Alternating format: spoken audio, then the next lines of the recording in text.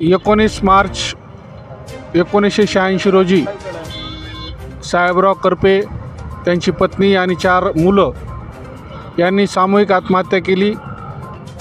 त्या आत्महत्येविषयी सहवेदना म्हणून 19 मार्च या दिवशी महाराष्ट्रभर किसान पुत्र आंदोलन या संघटनेच्या नेतृत्वाखाली आमिर हबीब यांच्या प्रेरणेतून 19 मार्च रोजी सर्व किसान पुत्र, सर्व राजकीय संघटना, सामाजिक संघटना आणि संवेदनशील नागरिक या सर्वांच्या वतीने एक दिवसाचा अन्नत्याग उपोषण करण्यात येत आहे।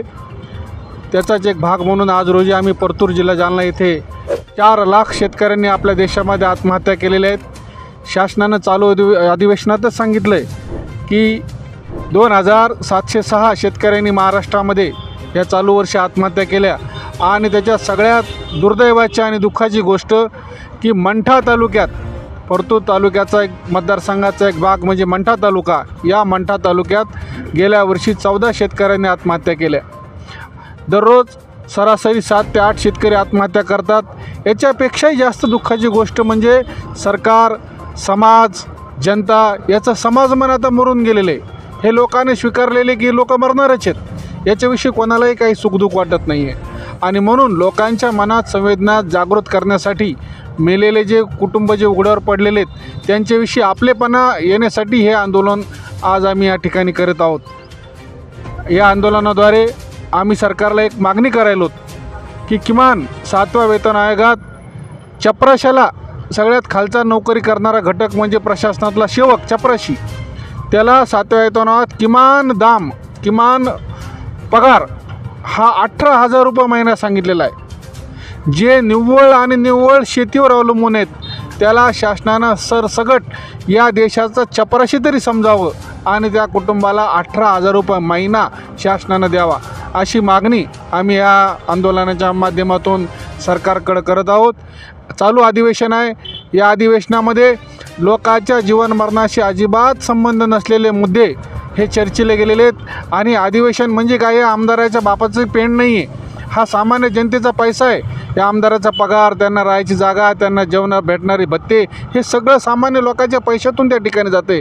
आणि हा पैसा आपल्या बापाची पेंड, आपल्या बापाचा माल समजून हे अक्षरशः उडवायलेत। एकही माणसाच्या जगण्या मारण्याच्या विषयी हे चर्चा करत नाही आहेत। औरंगजेबाची कबर, या ठिकाणी वेगवेगळे जातीय धार्मिक मुद्दे, अशा सगळ्या मुद्द्यावर, निरर्थक मुद्द्यावर सध्या या अधिवेशनामध्ये खर्च होत आहे।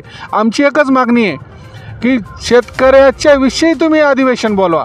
19 मार्चला दरवर्षी शेतकऱ्याच्या विषयी, शेतकरी आत्महत्या का करतोय याच्यावर सोल्युशन काढण्यासाठी सरकारनं आंदोलन बोलवलं पाहिजे। तुम्ही म्हणता हे शेतकऱ्याचं राज्य आहे, बळीराजाचं राज्य आहे, शिवाजी महाराजांचं राज्य आहे, महात्मा फुल्यांचं राज्य आहे, शाहू महाराजांचं राज्य आहे, परंतु ह्या फुले शाहू आंबेडकरांच्या राज्यातल्या जनतेसाठी मात्र तुम्ही या अधिवेशनामध्ये काही बोलायला तयार नाही। या माध्यमातून आम्ही या सरकारचा म्हणजे ह्या सगळ्या आमदाराचा, सर्वपक्षीय आमदाराचा जाहीर निषेध आम्ही या ठिकाणी करत आहोत। ह्या आत्महत्या रोखण्यासाठी सरकारनं अधिवेशन बोलवावं, या आत्महत्या रोखाव्यात। आणि सरकार शेतकऱ्यांना मदत केली असं सांगते नेहमी, आत्महत्याग्रस्त कुटुंबाला शासनानं मदत केली। किती मदत केली? 1 लाख रुपये देतात, म्हणजे एका जीवाची किंमत सरकारच्या लेखी किती आहे? फक्त 1 लाख रुपये। त्याच्यातले 30,000 रुपये नगदी दिले जातात आणि 70,000 रुपये त्या मुलांच्या नावाने FD केले जातात। म्हणजे याचाच मोठेपणानं सांगतात की आम्ही शेतकऱ्याच्या आत्महत्या केलेल्या कुटुंबाला मदत देतो। लाज वाटली पाहिजे। या अधिवेशनाच्या माध्यमातून मी आज या ठिकाणी सांगू शकतो, मी 1 लाख रुपये देतो प्रत्येक आमदाराला, त्यानं मरून दाखवा। 1 लाख रुपये प्रत्येक आमदाराच्या जीवाची किंमत, तुम्ही मरून दाखवा। तुमच्या कुटुंबाला आम्ही डायरेक्ट 1 लाख देऊ, आम्ही FD बी करणार नाहीत। हाय हिंमत? 1 नाही 5 लाख देऊ म्हणा। किती? 5 लाख 5 लाख आम्ही भीक मागू आणि आमदाराच्या कुटुंबाला आम्ही 5 लाख रुपये देऊ।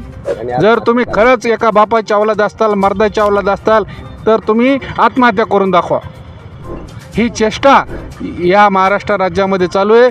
या निमित्तानं आम्ही, सरकारची चूक नाही आहे, हे जे वातावरण निर्माण केलं आहे, जाती धर्मावर मतदार घेतात, पैशावर मतदान घेतात आणि समाजमन यांनी बिघडवलेलं आहे। या बिघडण्याची चूक आहे। ज्या दिवशी लोक फुकट मतदान करतील, लोकांना आपल्या मताची किंमत कळल त्या दिवशी हे चित्र बदलल्याशिवाय राहणार नाहीत. याची जागृती लोकांमध्ये व्हावी त्याच्यासाठी सुद्धा आम्ही आज अन्नत्याग करत आहोत. या निमित्तानं जनतेला सामान्य माणसाला जागृती निर्माण व्हावी हीच अपेक्षा हीच प्रार्थना करतो. धन्यवाद. जय हिंद, जय महाराष्ट्र.